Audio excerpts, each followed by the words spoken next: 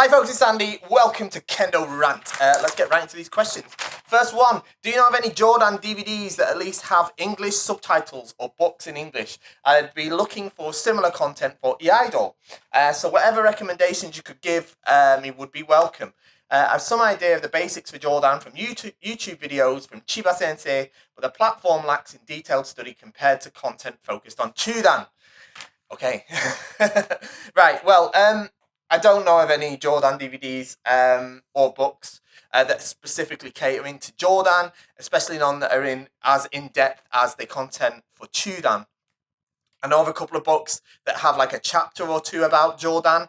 They're all in Japanese though, and I certainly don't know of any that are in English. I think you're always going to struggle to find that sort of content, certainly something that's going into the sort of depth that you're talking about, that's focused on Chudan, of course, simply because of the disparity in terms of popularity. Look, the thing is doing Jordan to that sort of elite level, like Chiba Sensei, those sort of top level Jordan players, it's very, very rare, right? It's extremely rare to do Chudan at that level, right? If you think about all the people doing Kendo, the percentage of people doing Chudan at that level is tiny. And then those doing Jordan is even smaller still. So they're not going to produce a DVD for that small of a kind of percent of the population that's already small, if you know what I mean, for a start. But second, they aren't going to, it's not going to go into that level of detail, especially as, doing Jordan, improving at Jordan beyond the basics.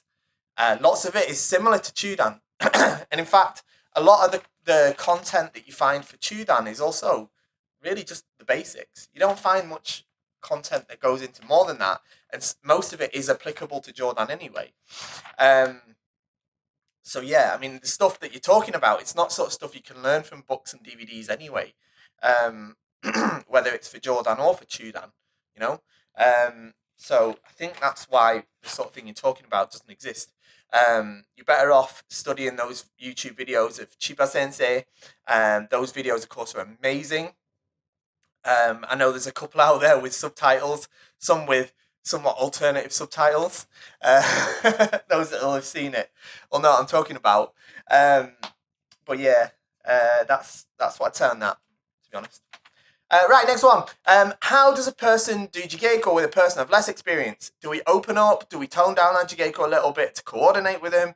I feel bad sometimes striking them, but then again, I feel like it's unfair because I'm not giving them my all. Thanks.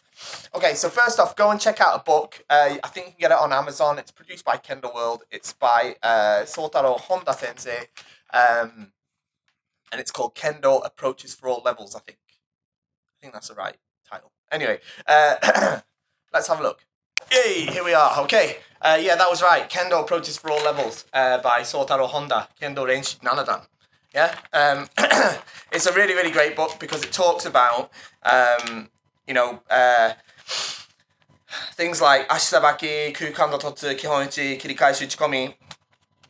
But also, there's a couple of chapters, The Right Attitude in Jigeiko. And it says Jigeiko against senior levels and Jigeiko against junior levels.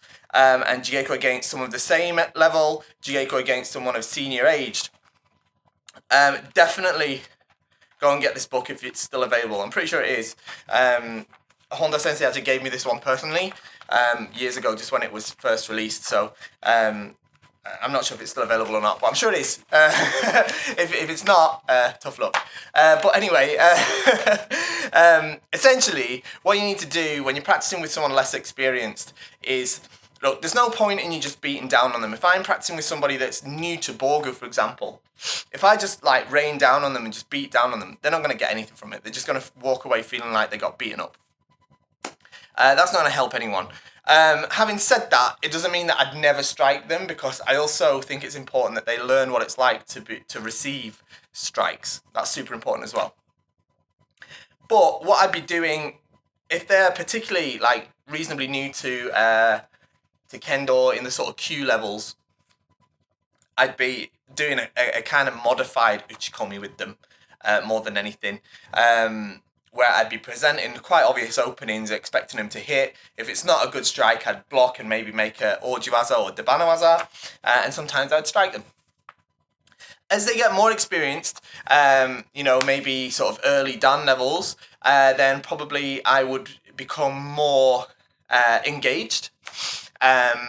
Probably apply seme from my side, as well as offering them more subtle opportunities that I'd be expecting them to try and take advantage of. All right, and I'd still be letting them strike me, but at the same time, I'd be making strikes against them, and also applying my own semi, like I say, so that I can create opportunities, so that they can experience what that sort of feels like too. So it depends on their level too in response to you. But what you don't want to do is just get into a game of kind of hitting and not hitting. I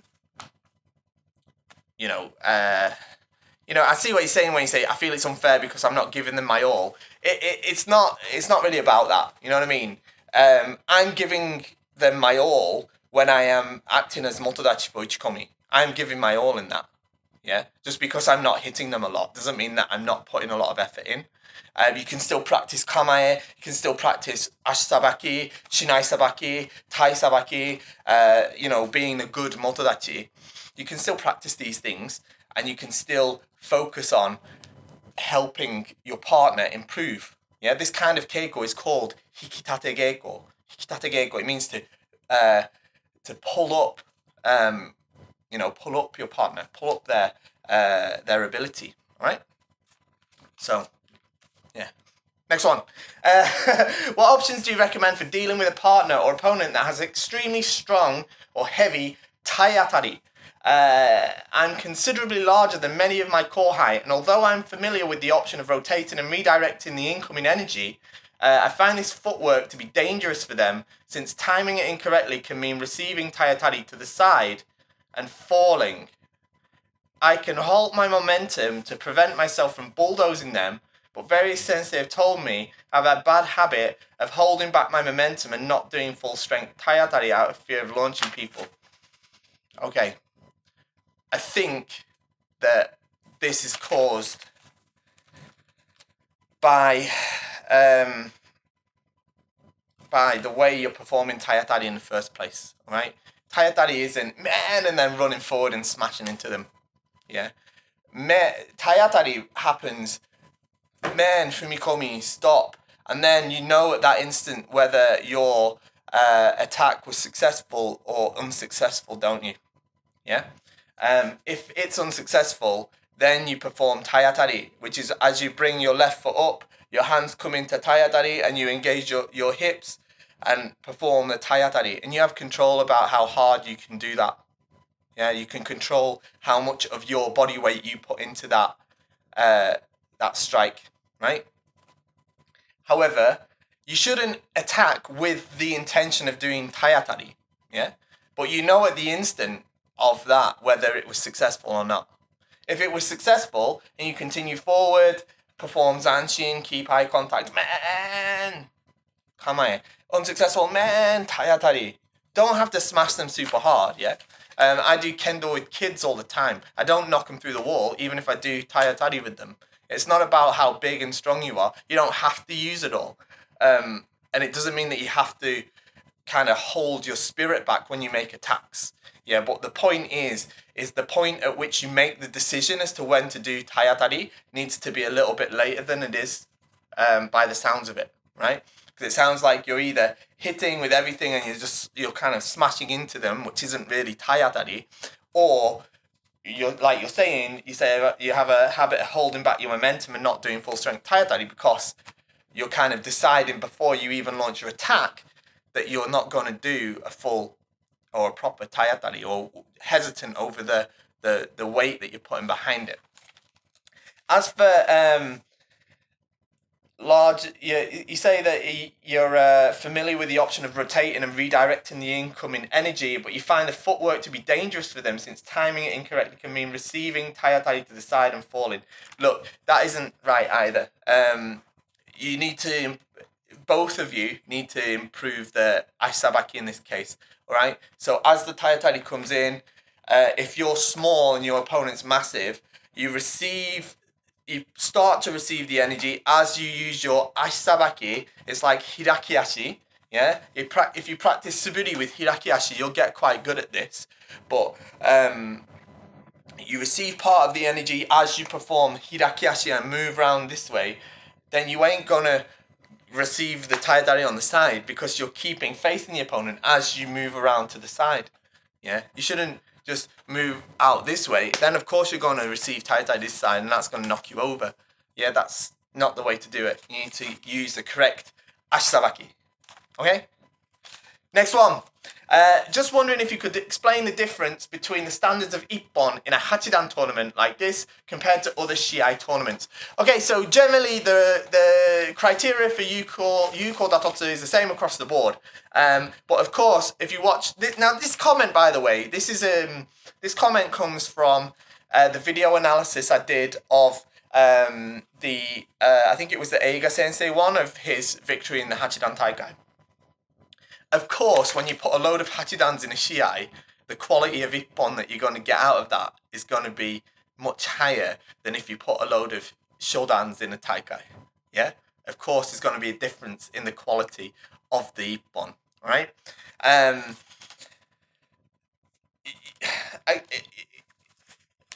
In terms of explaining the difference between the standard of Ippon, it depends what you mean by the standard. I mean, of course, the Hachidan are able to perform Yuko Datotsu at a higher level than those of lower grades. That's why they're Hachidans, yeah? So it's going to be at fantastic opportunities. It's going to be beautiful waza with good posture, good kamae, anshin, tenuchi, that sort of thing that you might not see from like, 12-year-olds or something, yeah? So yeah, and the referees to some extent adjust for that. If referees are judging a kids tournament or a beginners tournament, they're not going to look for the same standard of Ippon that they expect at the Hachidan Taikai, right? Because that's never going to happen, and we're going to be there all day. So yeah, there are differences both in the standard of the points themselves, and because of that, the standard at which the referees allocate them, if you know what I mean. So yeah, that's that. Next one. You see a lot of competitors doing a big step, almost jump in Shiai. During the summer seminar, Hirakawa Sensei encouraged us to do a smaller step in order to have perfect body form when we hit and be able to strike again, so we don't lose balance. What do you think about those different realities or visions of Kendo? They're not different. They're exactly the same. But it feels like they're different, and I know that, yeah? Okay, I know I wasn't at that seminar you're talking about with Hirakawa Sensei, but I am 99% confident that I know what he was trying to say, right? Because it's a really, really common teaching with Japanese sensei. Now, could be wrong, all right? Wasn't there. Not spoken to Hirakawa Sensei about this, so I don't know.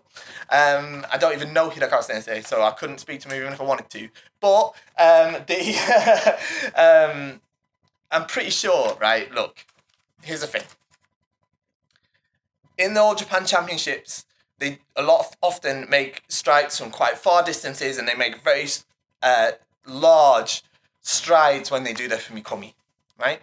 And they do so whilst keeping reasonably good posture. It's not perfect, but it's reasonably good. What I can imagine Sensei saw at the seminar was people attacking from the further distance, Isoku Ito, the far end of Isoku Ito, trying to make strikes and not being able to do so correctly without breaking their posture. Maybe something like this, yeah? Throwing away all of the Kikentai no Ichi, maybe the stamp happening before the hit. This sort of thing. I can imagine this is probably what he saw.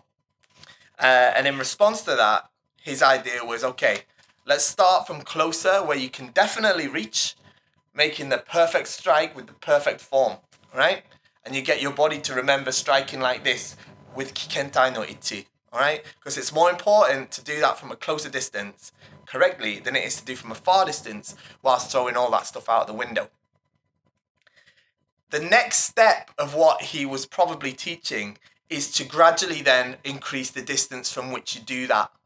And the kind of ultimate extension of that is what you see at the All Japan Championships, where you have guys like, I don't know, Uchimura-san, that like can attack from almost Toma, even though he's not a massive guy, but has this huge stride with these beautiful waza. That's what you're kind of working towards. All right? I don't think he was saying, and I'd be very surprised if he was saying, you shouldn't make a long leap or a long stride with your Fumikomi and attack from far away. I'm pretty sure that isn't what he was saying. I'm pretty confident he was trying to say you should do it correctly, and if that means you start from the close distance first with the short strike with good hikitsuke so you can make a second attack, practice that way, and when you get good at doing that, you can gradually start to increase the distance, right? I'm pretty sure that was the direction he was taking that in, okay? So that's it for today. Not too many questions, just a few. Quite nice to do a little bit of a lighter Kendo rant. I know they've been getting a bit heavy recently, so I thought I'd do a little bit of a lighter version. These questions, most of them, except for the one about the quality of Ippon, these have come from the Kendo Show Early Access group on Facebook. I assume you're in the group, but if you're not, there's a link in the description down below. Get in the group, man. It's free, yeah?